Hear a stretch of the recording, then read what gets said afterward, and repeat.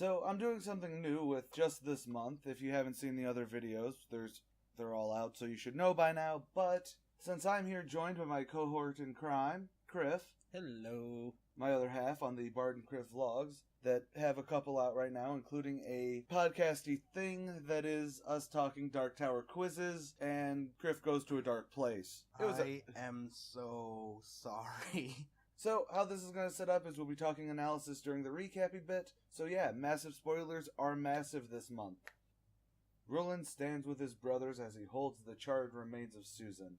So pissed off, he shoots Merlin's grapefruit, which then cracks to become an eye that face-hugs Roland before turning back into a ball. And now Roland is in a coma. Well, not so much a coma as his soul is violently ripped from his body. But Elaine and Cuthbert just can't wait around for his mental journey because Clay Reynolds and the frenzied town folks are hot on their trail. But their chase is impeded by one of our two would-be gunslingers shooting Reynolds' horse. They also didn't mean to shoot the horse. No, they were aiming at Clay. Cuthbert isn't the best shot on the planet. They then come to a hard-to-cross river, with Cuthbert falling in, because... He didn't fall in. He told Elaine, hey, listen, we're gonna ford this. And Elaine went, you're not gonna ford that. The current's too strong. Cuthbert went, bitch, I might. And then didn't. And then Elaine kind of, came back at him with an almost I told you so. Hey, look, I found a very sturdy tree branch. Want to see it? They fail their fording check. And then they all die of dysentery. However, attempting to follow the evil posse, following our heroes, simple-minded Shimi would be hot on their trail if he hadn't made a wrong turn. Now he has found himself at the ruins of the Dogen. Hogan. No, that's a Wolves of the Collet joke.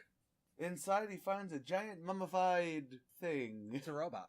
But that's what all of the robots here are. Because, when you think of the wolves, they have the cloaks and everything, and are very human-like. And even Shardik and his... Baroness? Well, he has the maggots living in his fur and everything, so... A human pretty much wrapped around an exoskeleton, or an endoskeleton. So what you're saying is a Terminator? Pretty much. Living tissue wrapped around the... It's not liquid metal, but yeah, pretty much. Only the second T-1000 was liquid metal. God, learn your Terminator.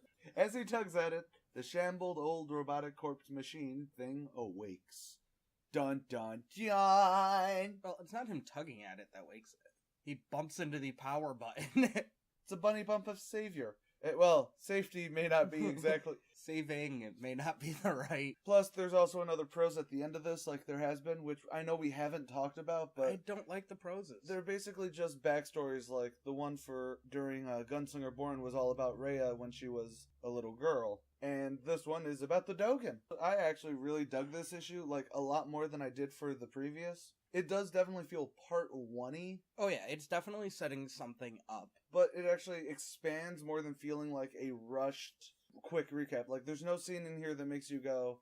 the Shimi thing was kind of just, shoehorned in, but having read through the entire Long Road Home, I know where it's going, so it's not as much of a shoehorn as I originally thought. And I actually think that at least this issue, it could change later on, felt a lot more fluid than the last. Like, in Gunslinger Born, even when you know that they're doing a story, a full story, it felt like, here's this scene, then here's this scene. And while they did build off each other, it wasn't... I don't want to say they didn't flow into it. Well, actually, I'm gonna say they didn't really flow into each other, whereas here, while it is only the first issue, it flows. Yeah, but Gunslinger Born also has the same problem that Wizards and Glass had. So it's trying to continue that story, and it turns into a bit of a bitch. So, with all that done, come back tomorrow for issue 2, where Shimi is gone. Dun dun dun. It's a little joke for anyone who knows what the hell we're talking about.